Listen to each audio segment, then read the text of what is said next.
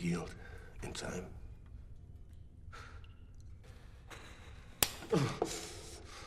The only question remains. Will you yield in time? Possibly enjoy.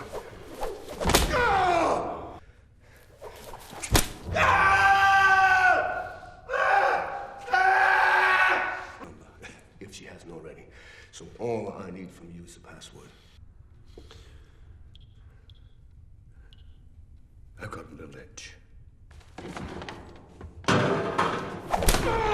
보는 사람조차 움찔해지는 모진 고문을 받으셨던 제임스 본드께서 항상 애용하는 자동차. 이 차는 역대 007 시리즈 여러 편에 등장하며 치이고 터지고 구르며 삽시간의 걸레짝이 되기 일쑤였지만 제임스 본드의 필수템으로서 존재감을 드러냈던 브랜드. 그 이름도 왠지 세련된 에스턴 마틴입니다. 에스턴 마틴은 태생부터 슈퍼카보다는 그랜드 투어러, 즉 GT카를 지향하는 브랜드였는데 여기서 GT카는 장거리 운전을 목적으로 설계된 고성능의 자동차를 의미하죠. 스포츠카가 운전 성능을 향상시키기 위해 승차감을 희생하는 반면 GT카는 안락함을 중요시하며 스포츠카보다 무겁고 더 큰 차체를 가지는 게 일반적입니다. 그렇다면 에스턴 마틴이 어떤 역사와 모델들을 거쳐왔는지, 왜 진짜 부자들만이 선택할 수 있는 자동차인 건지 그 이유에 대해 자세히 들어가 보죠. 1913년 영국의 라이오넬 마틴이 로버트 벤포드와 함께 에스턴 마틴의 전신이 되는 벤포드 마틴이라는 이름의 회사를 세웠고 초기에는 다른 브랜드의 차량을 가져와 튜닝 후 재판매하면서 사업을 키워나가다 1915년에는 자체 제작 모델을 개발했습니다. 하지만 곧 1차 세계대전이 터져 두 사람 모두 입대를 하게 되었으며 이로 인해 자동차의 생산이 중단되었죠. 전쟁 기간 동안 개발비, 생산비를 회수하지 못해 어쩔 수 없이 다른 회사의 설비를 판매하고 휴업에 들어가게 됩니다. 전쟁이 끝난 후 1920년 벤포드가 회사를 떠나게 되었고 당시 회사가 위치한 지역의 유명한 힐클라임 대회였던 에스턴 클린턴 힐클라임 대회에서 에스턴이라는 단어를 따와 에스턴 마틴 모터스라는 이름으로 새 출발을 하게 되죠. 이때부터 에스턴 마틴의 로고에 대한 역사도 함께 시작되었는데 초창기 로고는 라이오넬 마틴의 아내였던 케이트 마틴이 만든 로고로 A자와 M자가 겹쳐진 원형의 로고였죠. 이후 1927년 글자를 날개 형상으로 만든 로고를 사용하기 시작하면서 에스턴 마틴 윙이라는 상징이 탄생하게 되었고 1932년에 와서는 현재의 것과 크게 다르지 않은 에스턴 마틴의 로고가 확립되게 됩니다. 에스턴 마틴의 또 하나의 상징이 있는데 그건 바로 제정란이죠. 에스턴 마틴의 제정란은 유구한 역사를 가지고 있습니다. 1차 세계대전 중 한 번, 1924년에 또 한 번, 1932년 또다시 제정란을 겪었고 그 이후에도 반복되는 제정란으로 여기저기 팔려다니던 조금은 짠한 브랜드입니다. 아무튼 1947년에도 제정란을 겪고 있다가 영국의 데이비드 브라운 경이라는 사업가에게 매각되는데 데이비드 브라운 경은 에스턴 마틴과 생산 설비를 함께 사용하던 라곤다라는 브랜드를 함께 임수한 뒤 에스턴 마틴을 되살리는 데 성공했고 이를 기념해 데이비드 브라운의 앞글자를 하나씩 따와 지금의 DB 시리즈가 탄생하게 되었죠.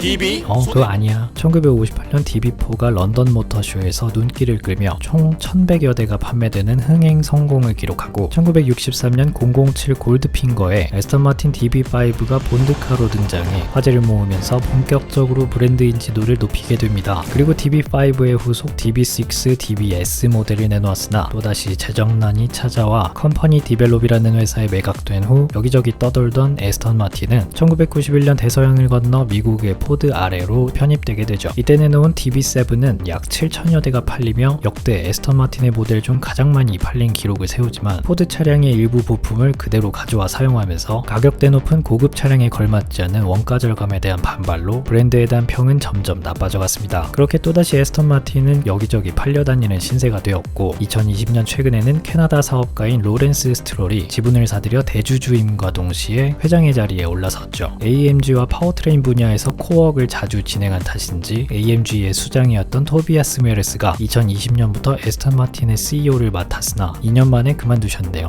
왜지? 아무튼 회장인 로렌스 스트롤은 29억 달러, 하나로 약 3조 원이 넘는 자산을 보유했으며 총 8천억 원 규모의 투자를 단행하며 에스턴 마틴의 수많은 돈을 수혈했고 이 덕분에 61년 만에 F1에도 복귀하게 되었죠. 로렌스 스트롤의 아들인 란스 스트롤이 에스턴 마틴 F1 팀의 드라이버로 활동 중이며 8천억 원쯤은 써야 이게 바로 아들에 대한 사랑이구나. 아무튼 이전 CEO였던 앤디 팔머가 수립한 이름부터 위대한 세컨더리 센츄리 플랜, 한글로는 두 번째 세기라는 계획을 토대로 에스턴 마틴은 사업 재정비에 들어가 1년에 한 모델씩 선보이겠다는 야심찬 발표를 했고 라인업의 확장 및 흑자 전환을 목표로 열심히 일하고 있습니다. 그리고 2015년 007 스펙터에 등장한 DB10을 통해 새로운 디자인에 대한 방향성을 정립하고 대대적인 본드카 마케팅을 통해 DB11이라는 세컨더리 센츄리 플랜의 첫 모델을 선보이게 됩니다. 여기에는 에스턴 마틴이 새롭게 개발한 12기통 엔진과 AMG와의 협업을 통한 8기통 모델들이 선보였으며 12기통 엔진은 608마력의 힘을 내고 1500rpm이라는 낮은 회전 영역대에서 무려 71kg포스미터라는 토크가 뿜어져 나온다고 하네요. 여기에 친환경 트렌드를 따라 가변 실린더 기능이 추가되어 GT 모드에서는 6개의 실린더만으로 경제적인 주행이 가능하고 스포츠 모드에서는 12기통의 실린더를 온전히 사용할 수 있죠. AMG가 만들고 에스턴 마틴이 살짝 손본 8기통 엔진은 510마력의 힘을 내며 12기통 엔진에 비해 약 100마력 정도 낮지만 무게에서 100kg가량 감량되면서 모자란 출력을 보완하고 있습니다. 컨셉이었던 DB10은 에스턴 마틴 특유의 말끔하고도 섹시한 디자인 큐가 그대로 적용되었으며 에스턴 마틴의 아이코닉한 그릴의 형상이 마치 한 마리의 고래 같은 느낌도 주죠.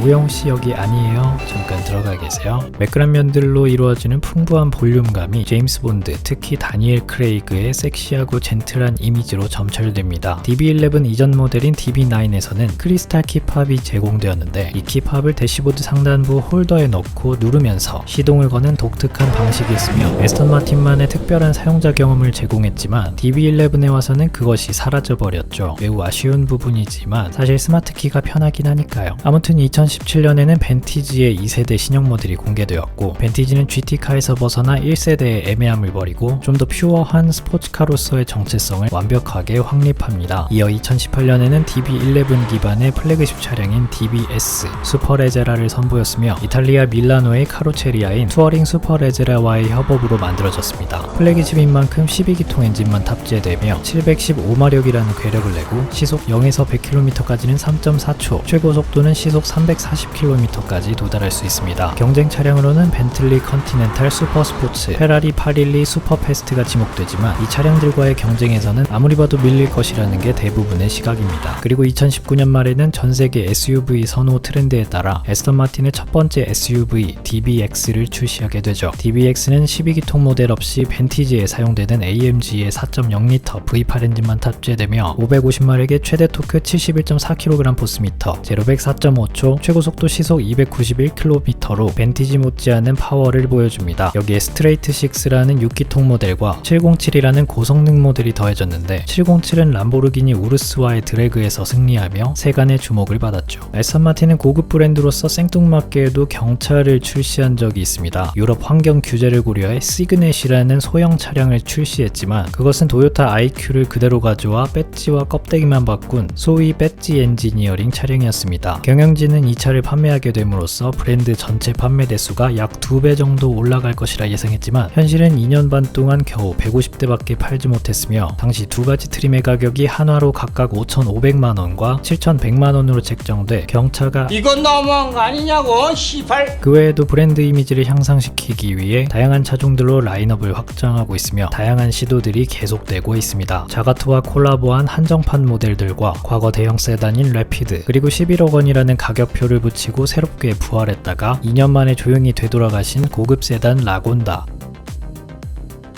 2018년 발키리, 2019년 바랄라 하이퍼카까지 브랜드 이미지를 끌어올리려 에스턴 마틴은 애쓰고 있죠.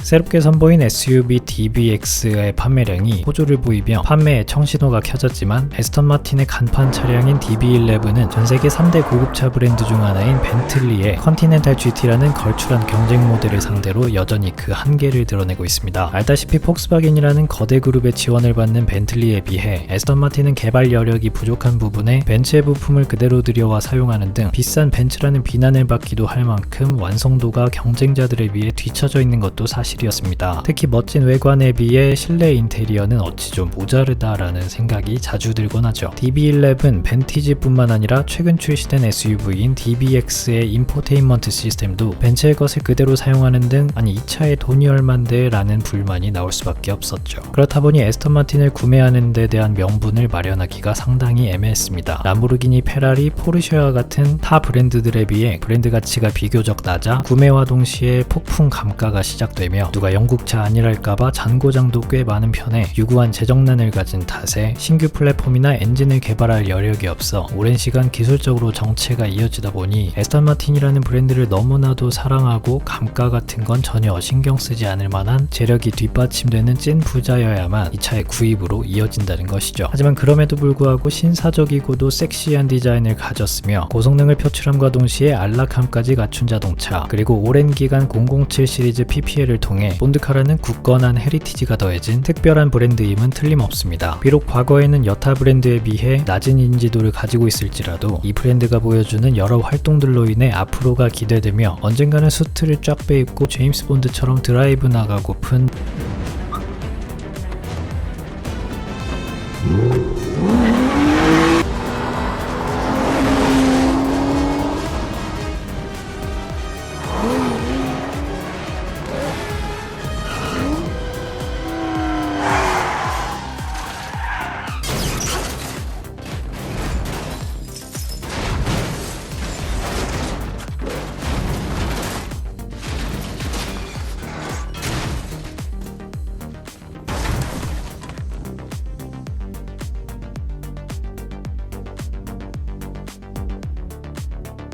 마성을 가진 브랜드, 지금까지 에스턴 마틴이었습니다. 에스턴 마틴의 멋진 광고를 마지막으로 영상을 마무리해 보겠습니다. 감사합니다.